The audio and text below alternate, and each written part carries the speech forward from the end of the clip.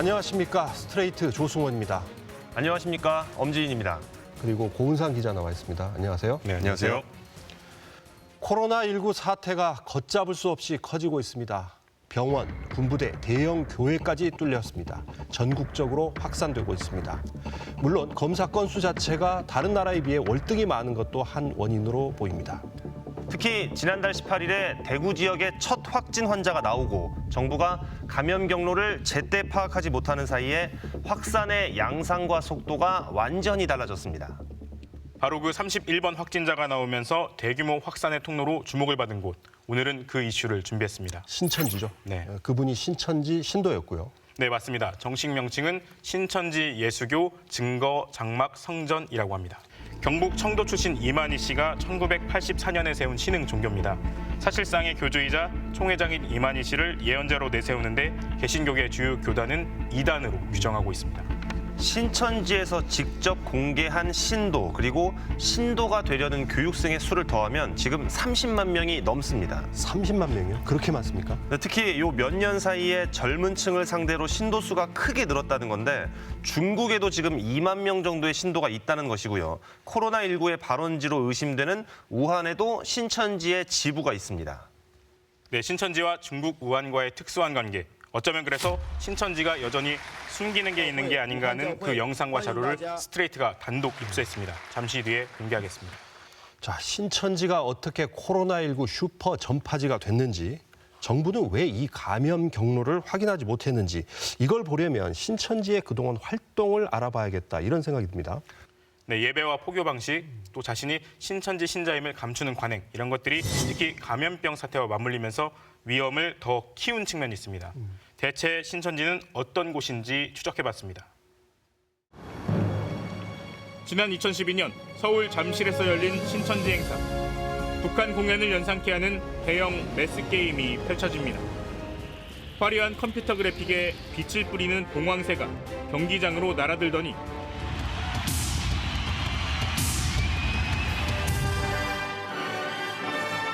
신천지 총회장 이만희 씨가 모습을 드러냅니다. 이만희 총회장은 1984년 신천지 예수교 증거 장막 성전, 바로 신천지를 설립했습니다. 신천지에 따르면 요한계시록을 제대로 해석할 수 있는 사람은 예수님의 선택을 받은 이만희 총회장뿐입니다. 평화의 사자 만화의 왕 되시는 우리 총회장님에게 신약에 예수님께서 교회들을 보내신 약속의 목자, 온 인류가 꼭 만날 약속의 목자, 신천지 총회장님을 심찬 박수로 모시겠습니다. MBC가 단독 입수한 신천지의 2달 전 총회 영상. 흰옷을 맞춰 입고 도열한 관악단 사이로 이만희 총회장이 등장합니다. 신자들의 인사와 박수갈채 속을 걸어나온 이만희 총회장. 90의 나이에도 단상 앞에 선 이 총회장은 신천지 핵심 간부들과 신자들에게 소통을 치며 번제함을 과시합니다. 예수의 피와 살을 먹는다는 사람이 밤낮 거짓말하고 거짓 보고를 하고 그래야 하는 겁니까? 정신 상태가 썩어 빠졌다는 거예요. 썩어 빠졌어요. 예? 그리고 이만희 총회장의 설교가 끝나자 꽃을 들고 온 아이들이 감사를 표합니다. 총회장님, 하나님 통치하시는 세계로 저희를 불러주셔서 감사합니다. 마지막 7번째 나팔 열심히 불어 흰머리 장도 완성하겠습니다. 총회장님, 사모님 사랑합니다. 37년 동안 24만에 이르는 신자들을 끌어모은 신천지. 신천지의 주요 교리 중 하나는 선택받은 자들이 누리는 육체의 영생입니다. 다시 말해 죽지 않고 영원히 살 수 있다는 겁니다. 우리의 죽을 몸이 죽지 않고 썩지 않는 영생의 몸으로 변화시켜 주시는 것입니다. 이것이 바로 신인합일체이며 이로 인해 영생이 이루어지는 것입니다. 하나님께서 빨리 오시면 좋겠지요. 신천지에 따르면 영생을 누리며 제사장, 이른바 왕의 권위까지 누릴 수 있는 사람은 14만 4천 명으로 제한되어 있습니다. 그런데 2014년 중반 신도수가 14만 4천 명을 넘어섰고 그러자 그 안에 들기 위한 전도와 활동 경쟁이 더 심해졌다고 합니다. 이게 정확하게 정해져 정해진 기준이 없으니까 계속 전도는 무조건 해야 되고 내가 이렇게 열심히 하다가 마지막에 못하면 그 14만 4천을 못 들어가겠지 이런 거에 대한 불안함이 많아서 더 열심히 하는 것 같아요. 강도 높은 포교와 예배는 바이러스 확산과 어떤 연관성이 있었을까? 신천지는 의무적인 예배만 해도 수요일과 일요일 매주 2차례 2시간 이상씩 진행합니다. 31번 확진자의 등장과 함께 코로나19의 슈퍼 전파지가 된 신천지 대구교회. 스트레이트 취재진은 현재 자가격리 중인 신천지 대구교회 교인과 연결됐습니다. 옆으로 20cm, 앞으로 30cm 정도 공간을 두고 따닥따닥 앉아있지요. 성경책 하나 펼쳐놓으면 다라고 보면 돼요. 처음에 예배를 7시까지 가면은 한 30분 동안 찬송가를 부릅니다. 찬송가를 한 30분 부르는 동안 여분 같은 경우 입에서 춤이나 분비물이 많이 나오니까 바로바로 옆에서 감염이 되고 찬송 이후에도 설교에 응답하며 2-3시간 동안 예배를 이어갑니다. 9층 건물인 대구교회에서 한 층에 많게는 500명, 전체적으로 4,000명 정도가 예배당을 출입할 때 초밀접 접촉을 하게 됩니다. 그럼 예배 마쳤을 때 400~500명이 한 층에서 그냥 나올라게 보이소. 그냥 상상을 해보이소. 전부 현관문으로 몰리다 아닙니까 사람들이. 구청에서 내려오는 복도가 완전 꽉 사람으로 꽉 차쁘지. 그때 춤회가 엄청 전파될 수 있다. 교회에 오는 순서대로 배치돼 예배를 보기 때문에 확진자들이 계속 섞여 앉는 악순환이 반복될 수밖에 없었습니다. 상당수는 일주일 내내 자체 모임과 외부 활동까지 진행했습니다. 도착한 7시 전도 모임 밥을 먹고 오늘 누구누구를 만나는지 또 피드백을 해요. 이제 오후에는 사람들을 만나러 다니는 거예요. 이제 10시가 되면은 이제 비소 모임이라 해서 점검을 하기도 하고 쉬는 날이 없어요. 연중 무휴. 확진자가 있었다면 바이러스가 계속 외부로 확산될 수밖에 없었다는 뜻입니다. 대구의 지역에서 신천지 교인의 확진자가 속출하는 이유도 있습니다. 경기도에 거주하면서 2월 9일과 16일 멀리 대구교회로 예배를 간 신자들만 35명.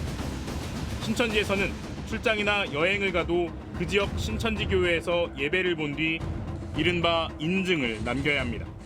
주일 예배가 끝나게 되면은 그날 마지막에 이제 출석률이 나오게 되는데 이제 이게 조금이라도 떨어지게 되면은 담임 강사 얼굴이 흐려지는 거죠. 울산 사람이 대구에 가게 됐으면은 그 대구 교회에 들려서 인증이라도 해야 되는 거예요. 그래서 전국으로 퍼지는 거죠.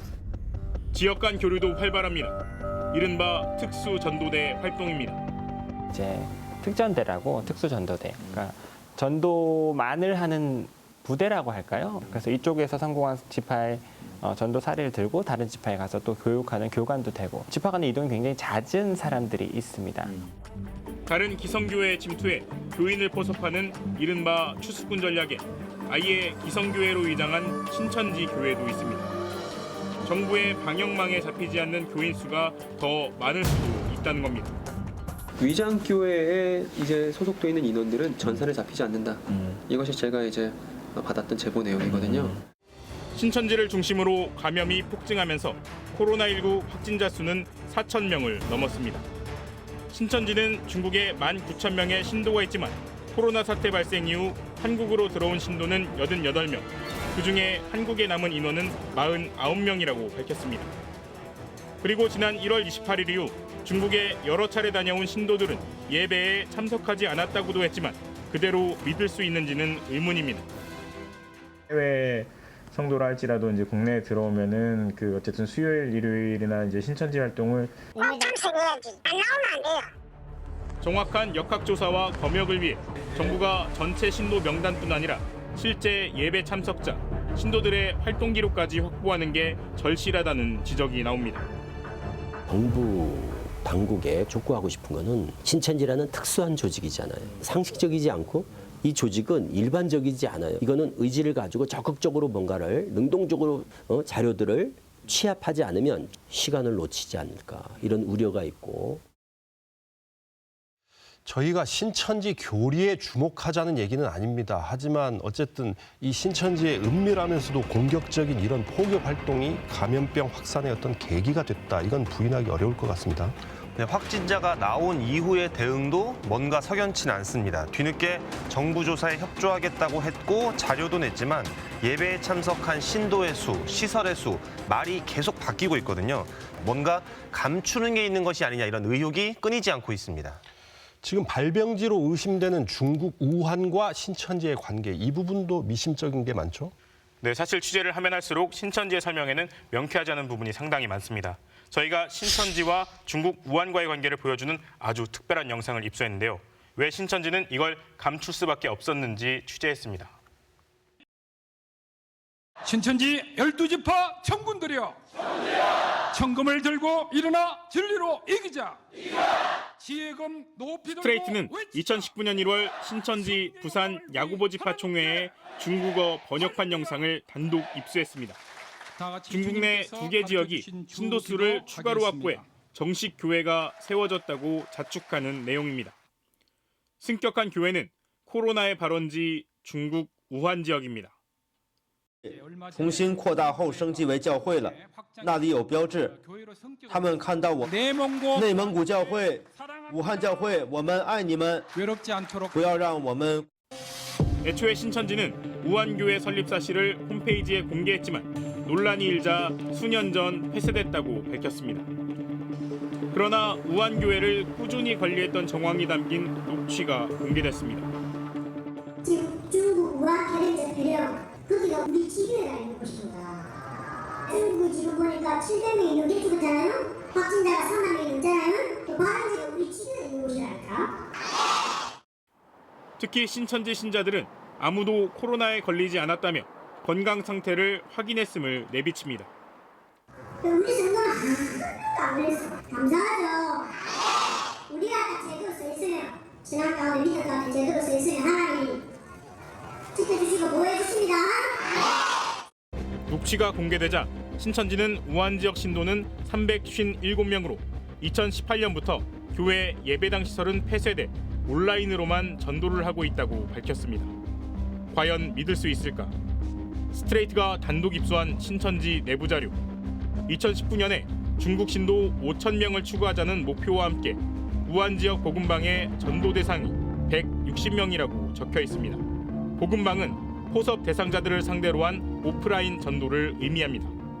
只有网络传教还是也有那个直接见面的传教？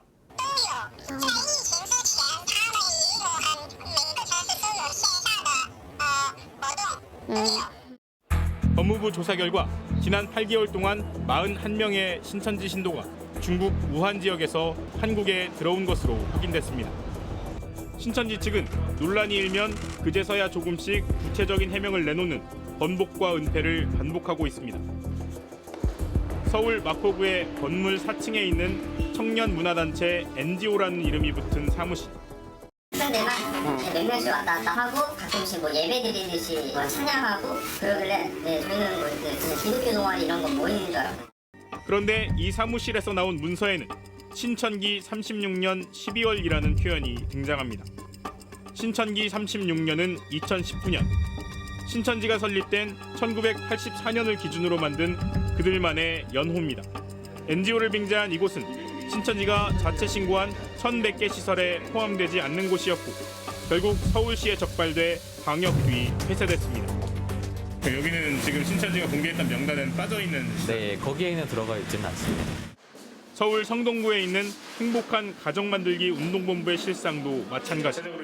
신천지 관계부나 어떻게 연락이 닿게 돼서 그 문을 열어달라고 했더니 문을 열어주시더라고요. 문 열어서 이쪽 201호 들어갔더니 201호 같은 경우에는 조그만 스터디룸처럼 방이 여러 개 있었고요. 예비신도 10명이 합숙을 했다 2명이 확진 판정을 받은 경기도 과천시설 역시 공개 명단에 없었습니다. 서울시와 경기도가 실제 신천지 시설인지 확인하고 있는 곳만 200곳이 넘습니다. 방역도 벅찬 상황에서 신천지의 축소 은폐로 대규모의 행정력이 낭비되고 있는 겁니다. 신천지는 신도수를 한 자리 숫자까지 정확히 발표할 만큼 완벽한 인적 관리를 자랑합니다. 지난 1월 12일에 열린 신천지 총회. 이만희 총회장을 비롯해 12개 지역 지파장, 해외 선교부장 등 주요 간부가 모두 모인 자리에서 2019년 신자가 얼마나 늘었는지 정확한 보고가 이루어집니다. 신천기 36년 12월 23만 9,353명으로 3만 6,454명 증가하여 18% 성장하였습니다. 실제 신도 23만 9,353명. 그러나 신천지는 정부의 전체 신도 명단 요구에 최초 21만여 명의 명단만 제출했습니다. 특히 19,000명에 이르는 중국 교인들을 포함한 해외 신도 명단은 제외한 채 정보를 제공했던 겁니다. 확진자들이 접촉했을 가능성이 높은 교육생 명단까지 제출하라는 목소리가 높아지자 교육생 6만 5천 명의 명부를 정부에 냈습니다. 그런데 그 이후 황당한 일이 벌어지기 시작했습니다. 10여 년 전 신천지를 탈퇴했거나 신천지 센터에서 교육을 받은 적이 없는 사람들에게 질병당국으로부터 신천지 신도가 맞는지 전화가 걸려오기 시작한 겁니다. 저는 분명 입교 대상자도 아니고 신천지 교인도 아닌데 전화를 받은 거죠. 우한 코로나에 대해서 저한테 질문하는 거더라고요. 이게 뭔가 싶었습니다. 이 같은 제보들은 줄을 잇고 있습니다. 신천지는 교육 과정에서 탈퇴한 사람들 역시 정확히 관리합니다. 선교센터 수강자 현황입니다. 탈락자 수 1,087명, 현 수강자 수 3,853명입니다. 신천지가 진짜 교육생 명단 대신 일부 허위 정보를 넘긴 것으로 의심되는 대목입니다. 교육생 명단을 정부에 넘기던 지난달 27일은 이만희 총회장에 대한 고발이 이루어졌고 검찰이 즉각 전담수사부서를 배정한 날이었습니다. 신천지가 압수수색 등 강제 수사의 가능성을 차단하기 위해 명단을 급조해 넘긴 것 아니냐는 의혹이 나오고 있습니다. 특히 신천지가 그동안 포교 과정에서 확보한 대규모 개인정보를 그대로 보관했다. 이번 명단 작성에 활용한 것으로 보인다는 주장까지 제기됐습니다. 신천지가 길거리 설문조사도 많이 합니다. 그리고 다양한 방식으로 사람들 전화번호를 입수하지 않습니까? 그 사람들의 개인 인적 사항을 지금 지도부의 면피를 위해서 명단 안에 포함시킨 것으로 보여요. 대체 신천지는 왜 이런 대응을 하는 걸까? 신천지는 활동을 할 때 자신이 신도임을 철저히 감춘 채 신분을 꾸며냅니다. 저 신천지 가고 나서 제가 처음으로 이제 부모님한테 거짓말도 해보고 엄청 많이 싸웠어요. 근데 이제 신천지 안에서는 이제 핍박 받는 게 복이라고 하니까 그게 좋은 건 줄 알았어요. 전부 뜻이었죠. 저는 중간 상담사 역할을 했거든요. 증도 만들고요. 별의별 다 했어요. 심리 치료사, 그림 치료하는 것도 있고요. 아동 심리학, 청소년 지도 이런 거. 이른바 모략 전도 기법입니다. 신천지 역사 완성을 위해서라면 지금 이런 남들을 속이는 수단을 취할 수 있다. 이것을 신천지 용어로는 모략이라고 합니다. 그 원인은 지도부의 교육에 있습니다. 코로나19 확진이 되자 그제서야 신천지임을 고백한 대구 서구보건소의 감염병 예방 의학팀장. 감염된 신천지 교인들이 활동 동선을 숨겨 방역과 역학조사에 혼선이 빚어지는 것도 같은 맥락입니다. 신천지들은 조직의 이익이 우선이지 무슨 이게 사회, 국가 이건 나중이에요. 그런데 내가 이 코로나 이거 신천지 제가 신도입니다. 이렇게 밝혀짐으로 해서 이게 신천지 어떤 해가 될 것 같다. 이러면 그냥 말 안 하고 그냥 가는 사람도 저는 적지 않을 거라고 봐요. 이만희 총회장을 비롯해 전국 12개 지파장들의 책임 있는 행동이 절실하지만 기대하기 어렵다는 지적이 나오고 있습니다.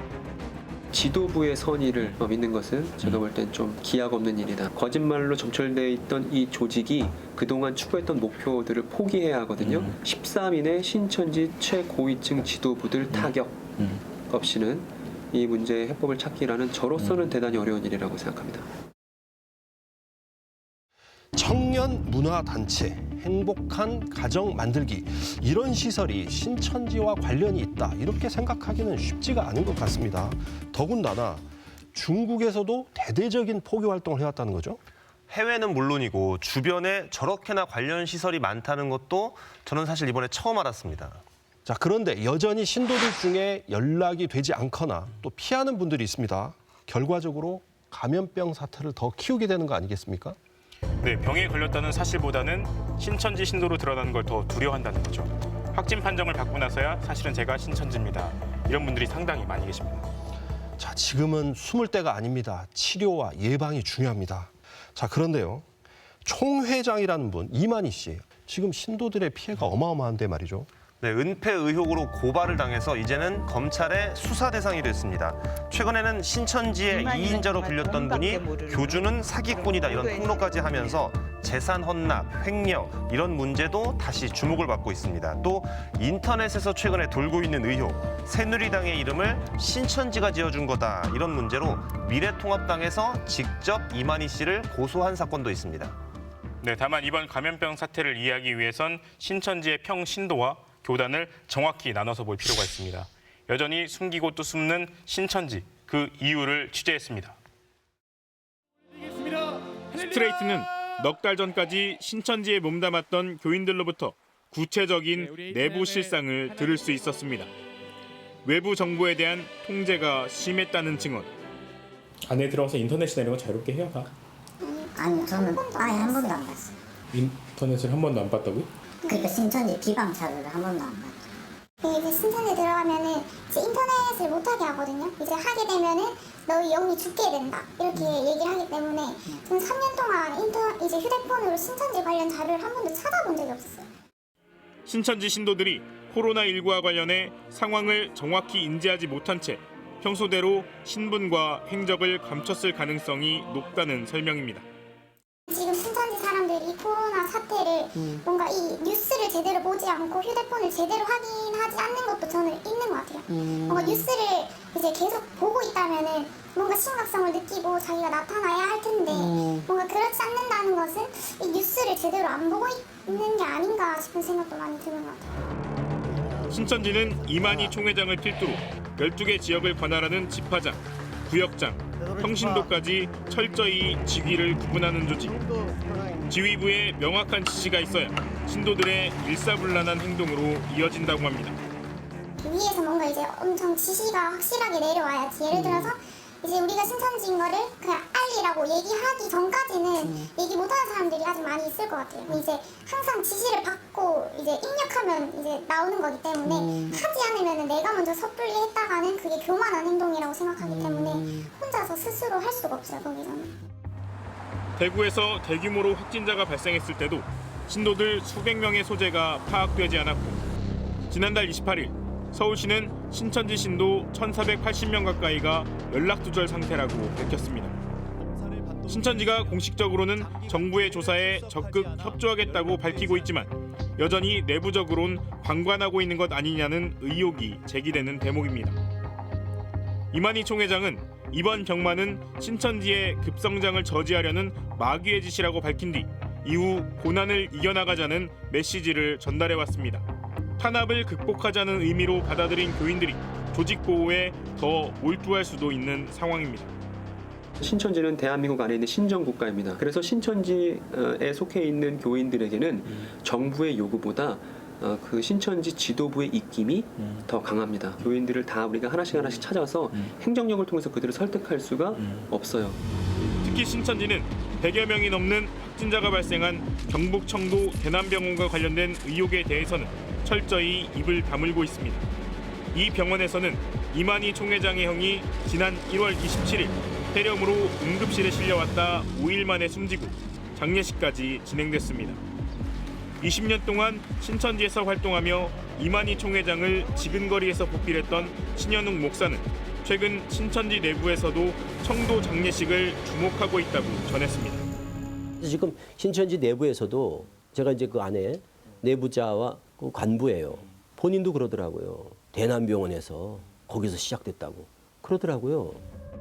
당시 장례식에는 이만희 총회장이 참석한 것으로 알려져 있습니다.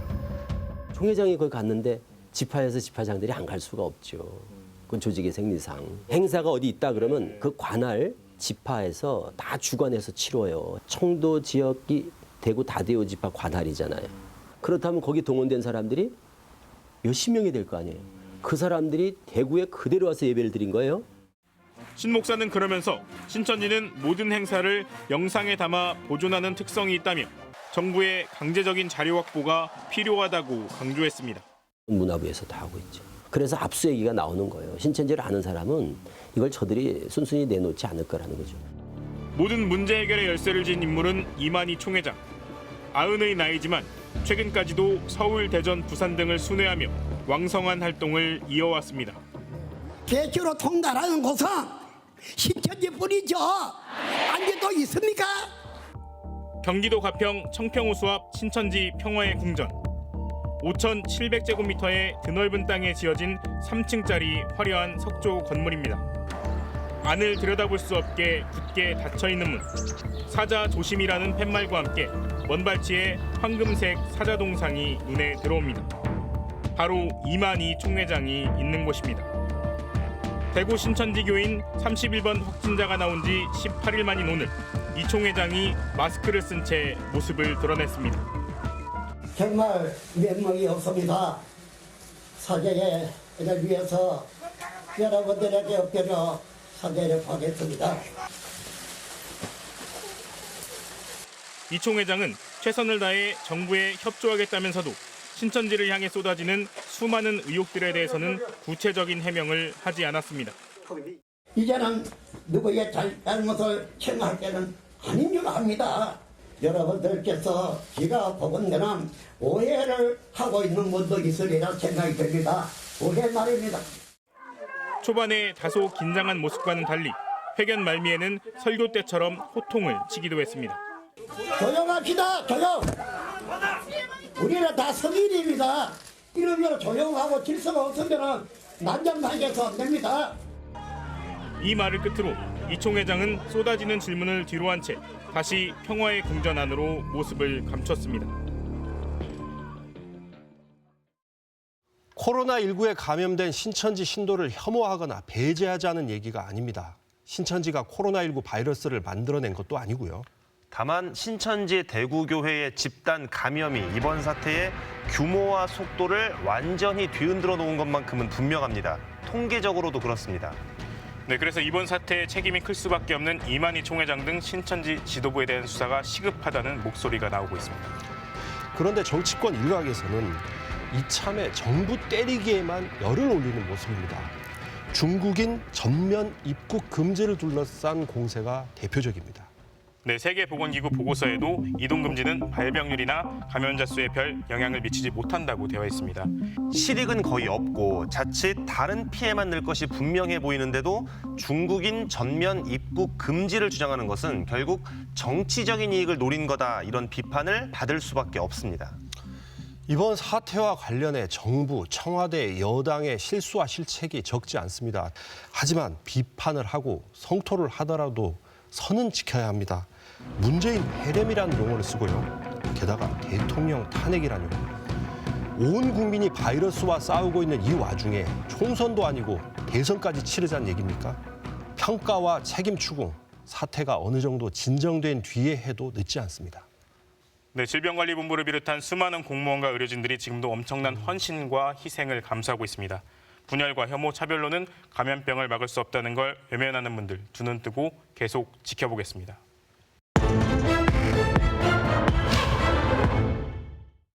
오늘 두 번째 이슈, 김정인 기자가 준비하셨죠? 네, 사법농단 사건 기억하시죠? 그걸 어떻게 잊겠습니까? 양승태 대법원장 시절에 우리 사법부가 상고 법원을 도입하려고 청와대와 재판 거래를 했다. 정말 이런 무시무시한 사건 아닙니까? 네, 맞습니다. 바로 그 재판 거래를 위해서 일제 강제징용 피해자들의 역사를 왜곡하려고 했고, 그 사이 쌍용차와 KTX 노동자들은 안타깝게 목숨을 끊기도 했습니다. 검찰이 사법농단에 연루됐다면서 법원에 비위 사실을 통보한 판사들이 당시 66명이나 됩니다. 그리고 형사처벌을 위해 재판에 넘긴 전현직 법관은 14명입니다. 이거 지금 어떻게 되고 있습니까? 최근 연달아 3번의 재판에서 모두 무죄 판결이 났습니다. 하나하나 따져봐도 상식적으로 납득하기 힘든 부분이 많은데요. 먼저 그 판결 얘기부터 해보겠습니다. 후배 법관의 판결문을 뜯어고친 혐의로 재판에 넘겨진 임성근 판사, 1심 무죄. 판사들을 향해 좁혀오던 수사망을 저지하기 위해 검찰의 체포영장 기록 등을 유출한 혐의를 받은 세 판사, 성창호, 조희연, 신광열, 역시 1심 무죄. 판결을 듣고 나오는 그 판사들의 웃는 모습이 저는 너무 싫었어요. 그러니까 최소한의 양심도 없구나, 저들은.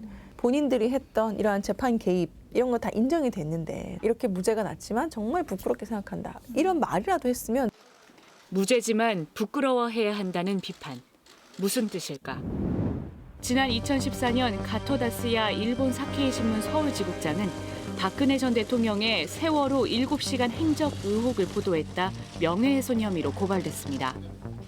사건이 서울중앙지법에 들어오자 임성근 형사수석부장판사는 담당 재판장을 불러 국격을 높여야 하는 재판이라는 점을 주시시킵니다. 선고 공판 날짜가 다가오자 임 부장판사는 재판장을 또다시 자신의 방으로 불렀습니다. 무죄 판결을 선고하더라도 가토다스야는 무죄라고 단순하게 끝내지 마세요. 가토다스야가 한 행동이 바람직하지 않은 행동이라는 점을 분명히 밝히는 것이 좋겠습니다. 비슷한 시기 법원 행정처의 임종원 차장은 청와대 법무비서관과 부적절한 밀담을 주고받았습니다. 대통령을 노골적으로 모욕한 기사를 쓴 일본 기자에 대해서 무죄 선고를 하는 건 대통령과 민정수석에게 나쁜 인상을 줄 수 있을 것 같습니다. 가토다스에 대해 매우 엄중한 질책이 필요합니다. 사법행정의 중추인 법원 행정처가 권력의 눈짓에 맞춰 재판을 주무르던 정황. 임성근 형사수석부장판사는 밑줄까지 그어가며 후배 판사의 판결문을 입맛대로 고쳤습니다. 박근혜 전 대통령에 대한 명예훼손이 인정되지 않아 무죄라던 당초 판결 취지는 명예훼손은 인정되나 비방의 목적이 없어 무죄라는 식으로 손바닥 뒤집듯 바뀌었습니다. 대통령이 피해자라고 해서 명예훼손죄를 함부로 인정해서는 안 된다고 하면 그쪽에서 약간 또는 매우 서운해할 듯. 이처럼 재판에 노골적으로 개입한 사실이 드러났는데도 서울중앙지법 형사합의 25부는 임성근 부장판사에겐 죄가 없다고 판결했습니다. 재판 관여가 법관 독립 원칙에 어긋나는 헌법 위반 행위라면서도 그에게 적용된 형법상 직권남용죄로는 처벌할 수 없다는 주장입니다. 국민의 상식 수준에서 그게 받아들여질 수 있나요? 최고법인 헌법에 위배되는 그런 재판 개입을 했는데 헌법 위반이긴 한데 형법에는 어긋나지 않아서 무죄라고요? 이해가 안 되다 보니까 그러니까 이 사건에 관심을 가지고 있는 법학 교수들이 모여가지고 따로 공부를 해요. 그 정도로? 예. 이 판결문을 보시고 그렇죠. 왜 직권남용죄로는 잘못한 사법농단을 저지른 판사들은 처벌을 못해야 하는 것인지 사실 정말 그거는 두고두고 연구거리이기도 합니다. 형사수석부장판사의 직무상 권한, 즉 직권에 재판 개입 권한은 없기 때문에 처벌을 할 수 없다는 논리. 이런 식의 판단대로라면 대한민국에서 모든 재판 개입은 무죄가 됩니다. 재판 개입을 할 권한을 누가 가지고 있겠습니까? 국정농단 사건에서도 수많은 사람들이 그 직권남용으로 기소가 됐지만 거의 대부분 다 유죄로 인정이 됐었고 왜 법원이 이렇게 직권남용을 쫓겨보기 시작했는가? 지금 혹시 판사들이 직권남용을 재판을 받고 있기 때문에? 직권남용에 대한 판결이 판사에 따라 제멋대로라는 점도 문제입니다.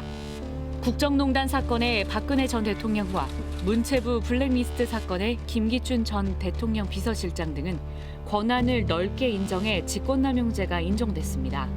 직권남용죄는 일반 형사사법하고는 다릅니다. 그거는 국가 권력이 남용됨으로써 국민이 피해보는 것을 막기 위한 조항입니다.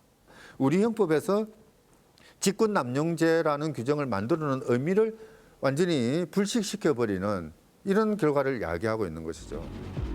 임성근 부장판사에 대한 1심 법원의 판단은 양승태 전 대법원장 등 다른 사법농단 피고인들에게도 희소식이었습니다. 이들의 재판거래 혐의 역시 직권남용으로 인정될지가 핵심 쟁점이기 때문입니다. 대법원장이 어쨌든 재판 개입이 맞고 위헌이다 이렇게 나왔는데요. 그 부분에 대해서는 어떻게 좀 보셨습니까? 저기 법정교육님 제지를 해주시죠. 법원 내에서 이렇게 취재하는 건 어떻게 보셨는지요?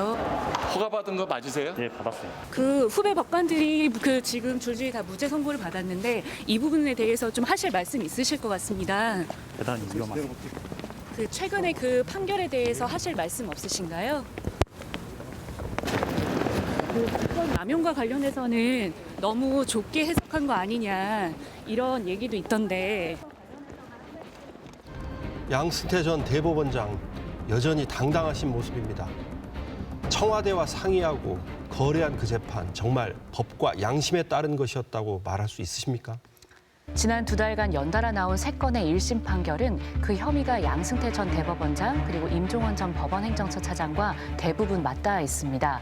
1심 법원의 해석대로라면 그 누구에게도 책임을 묻기가 어려워집니다. 거기다가 재판받던 현직 판사들은 이제 돌아와서 재판을 한다는 거고요. 어제자로 복귀했습니다. 더구나 그중 3명은 아직 1심 판결도 나지 않은 상태입니다. 자, 이 정도 되면요. 대체 사법농단에 관여한 판사가 누구인지 또 누가 다시 법정으로 돌아와서 우리 국민들을 재판한다는 것인지 분명히 알아둘 필요가 있어 보입니다. 네, 그래서 지난번 방송에서 소개해드렸던 비위법관 66명의 명단에 대해 검찰 확인 작업을 거쳐 추가 취재해왔습니다. 피고인으로 재판을 받고 있는데도 일선 업무에 복귀하는 7명의 법관을 비롯해 사법농단 연루 판사들 누가 어떤 재판을 맡았고 지금은 무슨 일을 하는지 지켜보시기 바랍니다. 사법농단 수사를 마무리하던 검찰이 지난해 3월 증거자료와 함께 대법원에 통보한 비위법관 66명. 이들은 양승태 대법원장 시절 사법농단의 몸통이자 손발이었습니다. 2016년 3월 임종원 당시 법원 행정처 차장은 김연학 인사총괄심의관과 박상원 기획조정실 심의관에게 개혁 성향 판사들의 모임 2곳을 와해시킬 방안을 마련하라고 지시합니다. 국제인권법 연구회와 인권을 사랑하는 판사 모임. 김연학 인사총괄심의관은 인사총괄심의관실 노재호, 방태경 심의관에게 임종원의 지시를 전달하면서 보고서를 작성하도록 하여 임종원은 이들을 고용한 양승태에게 순차로 보고하였다. 법관의 해외 공간 파견 기회를 늘리려고 일제 강제징용 재판에 대한 외교부의 의견서를 직접 수정해줬다는 재판 거래 혐의. 임종원은 외교부 의견서 초안을 전달받아 직접 내용을 수정한 후 외교부 측에 건네주고 이후 외교부로부터 다시 재판부 제출 전에 의견서 초안 수정본을 받아 김창모 심의관으로 하여금 미리 검토하도록 하였다. 이렇듯 사법부의 권위를 스스로 내던지면서도 최고 사법기관으로서 대법원의 위상을 유지하는 데 골몰했던 판사들. 헌법재판소에 파견된 판사에게 내부 정보를 빼내오는 스파이 노릇을 맡긴 사실까지 탄로난 겁니다. 처음에는 주저했는데 한 번 하는 순간 관성이 생겨 점점 보고를 많이 들게 됐습니다. 부조리 그게 주인공이 된 느낌입니다. 비위 사실이 통보된 66명 중 최고이직 판사는 권순일 대법관. 양승태 전 대법원장의 판사 블랙리스트 관련 혐의를 공모한 것으로 드러났던 당시 법원 행정처 차장이 바로 권순일 대법관입니다. 그는 21대 총선을 한 달여 앞둔 현재 중앙선거관리위원장직을 겸직하고 있습니다. 비례 공공당 명칭의 정당 명칭 사용 가능 여부에 관한 결정안 등을 포함한 의결사항 8건입니다. 이처럼 검찰이 통보한 비위법관 66명 가운데 현직에 남아있는 사람은 57명. 대법원부터 전국의 지방법원까지 곳곳에서 재판 관련 업무를 담당하고 있습니다. 법원 내부에서 법관들에게 재판 업무를 맡기지 않는 것은 법관에게 불리한 처우를 함으로써 뭔가 이게 위헌성이 있는 것이 아니냐라는 그런 그 압박이 있었다고 알고 있습니다. 어부선설입니다. 헌법을 유리한 자들에게 헌법상의 권한을 맡길 수 있는 것인지.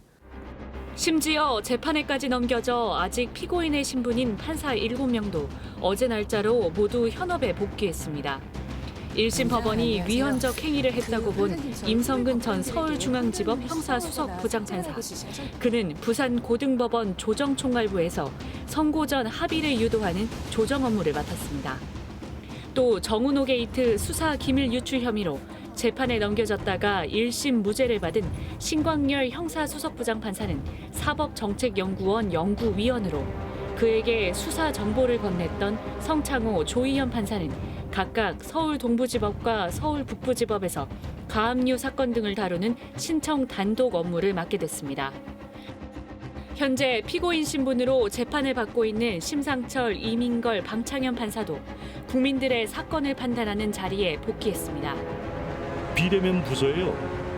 초래하는 사건 수 자체는 더 많을 수 있어요. 국민들이 실생활에서 더 쉽게 접하는 사건이긴 하죠.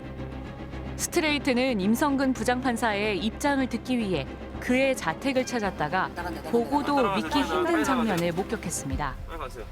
지난해 재판에 넘겨지기 전 그가 이용했던 관용 차량이 여전히 주차장에서 눈에 띈 겁니다. 임성근 형사수석 부장판사 등 지금 재판을 받고 있어서 사법 연구 발령이 된 분들에게 혹시 관용차를 지급하시고 계신가요? 확인을 하고 말씀드리겠습니다. 대법원은 고등법원 부장판사가 사법 연구 발령이 나면 전용 차량은 지급하지만 운전원은 배정하지 않고 있다고 밝혔습니다. 검찰이 통보한 66명 비위 법관 중 10명만 징계 대상으로 골라낸 대법원은 1년이 다 되도록 징계 심의위 한 차례만 열었을 뿐입니다. 사생활 침해일 수 있다며 징계 대상자와 그 사유 등에 대해서는 철저히 함구하고 있습니다. 아무도 제대로 책임지지 않고 있습니다. 헌법을 어겼는데 처벌은 할 수가 없다고 합니다. 그래서 다시 법복을 입고 재판을 하겠다고 합니다. 아니 그런데 이렇게 되면 대체 어떤 국민이 이런 판사들이 내린 판결을 승복할 수가 있겠습니까? 법관 자신부터 헌법을 어겼는데 말입니다. 네, 법원 스스로 위헌적 행위를 했다고 인정한 판사에게 우리는 앞으로 재판을 받게 되는 겁니다. 아, 참으로 답답합니다. 이거 뭐 방법이 없습니까? 그래서 탄핵, 법관들을 탄핵해야 된다 이런 말이 나오는 겁니다. 네, 국회가 제대로만 나서면 실제로 문제의 판사들을 탄핵해서 재판에서 손을 떼게 할 수가 있습니다. 다른 나라에서도 한 적이 있습니다. 왜 우리는 안 되는 건지, 안 하는 건지, 못 하는 건지 추적했습니다. 3권 분립을 뒤흔든 초유의 사법농단 사태. 김명수 대법원장은 국민 앞에 여러 차례 사과하며 엄중히 책임을 묻겠다고 밝혔습니다. 현안에 대한 철저한 진상규명과 관련자들에 대한 엄정한 문책이 필요하다는 것이 저희 확고한 생각입니다. 하지만 검찰이 비위 법관들의 명단을 통보한 지 1년이 다 되도록 법원의 징계 절차는 제자리 걸음. 법정에서 면죄부를 받은 판사들까지 재판 업무에 속속 복귀하고 있습니다. 재판이나 징계 역시 법원의 손에만 맡겨서는 처벌을 기대하기 어렵다는 비판이 나옵니다. 판사들은 징계하더라도 최고가 정직 1년 정도밖에는 안 돼요. 그러니까 직을 뺏을 수는 없어요. 하면 그래서 행위까지가 없는 거예요? 없어요. 그래서 탄핵이 있는 거죠. 우리 헌법은 법관의 독립성을 보장하면서도 헌법을 어긴 법관에 대해선 국민의 대의기관인 국회를 통해 파면할 수 있도록 하고 있습니다. 국회 제적의원 3분의 1 이상 발의하고 본회의에서 과반수가 찬성하면 헌법재판소가 파면 여부를 심판합니다. 직권남용 무죄될 수 있겠지만 너희는 탄핵될 수 있어 라는 이제 신호를 주는, 그래서 그것이 굉장히 중요하다라고 보거든요. 단 한 명이라도 헌법재판소에서 만약에 탄핵이 된다라고 하면 실제로 법관으로서 해서는 안 되는 행동들이 어떤 것인지에 대한 가장 권위 있는 판단이 나오는 거죠. 소신껏 판결을 하라고 신분 보장을 두텁게 해주지만 헌법이나 법률에 위배되는 법관에 대해서는 가차없이 탄핵을 하라고 헌법이 규정하고 있거든요. 그래서 미국은 법관 탄핵을 굉장히 자주 합니다. 실제로 미국은 연방 법관이 8명이나 탄핵 절차를 거쳐 파면됐습니다. 판사로서의 권한 남용이나 사법 절차 방해 등은 물론이고 개인적인 비위가 드러나도 법복을 벗어야 합니다. 포티어스는 특히 라스베이거스에서 열린 자신의 아들의 총각 파티에 랩댄서를 부르는 비용을 변호사에게 지불하도록 했고, 일본 역시 직무태만이나 성범죄 등의 이유로 7명의 재판관이 탄핵됐습니다. 우리나라도 국회에서 법관 탄핵을 시도한 사례가 없지는 않습니다. 지금부터 보도하는 법원 이야기는 은밀하고 밖에서 알기 참 힘든 겁니다. 지난 2009년 광우병 촛불 집회 관련 재판을 특정 성향의 재판부에 몰아주고 일선 판사들에게 이메일을 보내 재판에 개입한 신영철 전 대법관. 탄핵소추안이 국회에서 발의됐지만 당시 여당이던 한나라당의 반대로 본회의에 상정되지도 못하고 자동 폐기됐습니다. 신영철 전 대법관의 탄핵하지 못했던 전례는 우리 그 사법사에서 상당히 큰 악영향을 미치고 있습니다. 이거는 지난 양승태 대법원 체제에서 사법농단 사태를 만들게 한 하나의 그 불씨가 되었던 것이죠. 현재 처벌을 하지 않는다는 것은 그런 행위가 현재에도 용납이 되고 미래에도 반복될 가능성을 허용한다는 이런 의미의 다름이 아니거든요. 따라서 이번만큼은 국회가 나서 사법부를 단죄해야 한다는 목소리가 정치권 일각에서도 힘을 얻고 있습니다. 기소는 해야 되지 않겠냐라는 의견이 있었고요. 또 기소가 된 이후에는 그래도 1심 판결까지는 지켜봐야 되는 것 아니냐라는 굉장히 신중론이 많았습니다. 재판 개입이 맞고 위헌적이다라는 걸 법원 스스로 확인을 했어요. 취지에는 동감하나 나설기가 어렵다고 얘기했던 의원님들의 경우에 그분들이 얘기하셨던 요건이 충족된 거라고 볼 수 있습니다. 그러나 코로나 사태와 다음 달 총선 탓에 법관 탄핵 문제는 각 정당의 우선순위에서 뒤로 밀려나 있습니다. 우리 국회는 그 모든 판단들을 유보한 채 검찰의 수사에 기댔고 검찰의 공소장에 기댔고 이제는 법원의 판결문에 기대고 있는 것이죠. 너무 어떻게 보면은 그 사법농단 사건을 척결하는 과정에서 국회의원들이 일종의 직무유기를 했다고 봐야 될 것입니다. 판사 신분을 헌법으로 보장한 건 재판 독립을 지키라는 것이지 재판 독립을 해친 판사들을 지키라는 뜻이 아닐 겁니다. 네, 사법농단 사태를 2년 가까이 취재하면서 안타까웠던 건 언론도 수사기관도 제대로 살피지 못한, 그래서 피해를 본 힘없는 노동자와 시민들이 마지막으로 기댄 법원에서조차 정치적 거래 대상으로 외면받아왔다는 겁니다. 그런데 법원이 그 책임도 제대로 가리지 않고 있다는 게 너무 안타깝고 실망스럽습니다. 촛불 시위 재판에 개입한 사실이 드러난 신영철 전 대법관. 아무 책임도 지지 않고 임기 다 채우고 갔습니다. 그리고 10년도 안 돼서 더 큰 재판 개입 사건이 벌어졌습니다. 이번에도 아무도 책임을 지지 않는다면 더 가혹하고 비극적인 일이 일어나지 않을 거라고 누가 장담할 수 있겠습니까? 모두가 힘든 상황입니다. 이런 때 우리에게 가장 필요한 건 서로에 대한 위로와 격려가 아닐까 싶습니다.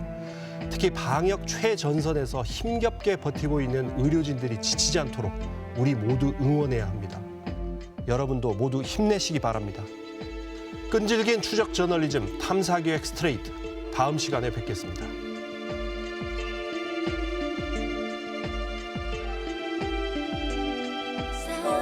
몰아쳐 슬그머니 겨나오는 날 더러운 것 탐욕을 가득 품고서 쫄래쫄래 어슬렁거렸나.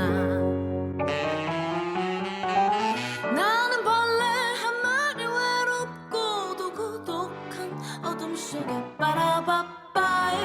나는 벌레 세상의 모든 짐을 다 찐 듯이 그저 느리느리 얼른 나보고 놀란 가슴 사정없이 내리쳐.